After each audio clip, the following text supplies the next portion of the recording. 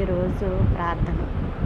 కృపా సత్య సంపూర్ణుడా, సర్వలోకానికి చక్రవర్తివైన దేవ, నిన్న నేడు నిరంతరము ఏకరీతిగా ఉన్న దేవుడవు, మారని దేవుడవు, మార్పు లేని దేవుడవు, శాశ్వతుడైన దేవుడవు, సహాయం చేసే దేవుడవు, ఔన్నత్యమును కలిగి ఉన్న దేవుడవు, తోడై ఉన్న దేవుడవు, విశ్రాంతి కలుగజేయువాడవు, పైన ఆకాశమందున క్రింద భూమి ఎందును నీవే దేవుడవు, నీవు తప్ప వేరొక దేవుడు లేడని సెలవిస్తాను. మా తండ్రి మీకు స్తోత్రములయ్యా. ఈ నూతన సంవత్సరంలో 3వ నెలలో 25వ తారీఖు వరకు సజీవ లెక్కల్లో ఉంచిన మా తండ్రి మీకు స్తోత్రములు. ఈ రోజుని చూడలేని వారు ఎంతోమంది ఉన్నారు నాయన. మాకంటే గనులు, శ్రేష్ఠులు, చిన్నవారు, పెద్దవారు, అందము గలవారు, ఐశ్వర్యం గలవారు, అధికారము గలవారు ఎంతోమంది చనిపోయి మరువబడిపోతున్నారు ప్రభా.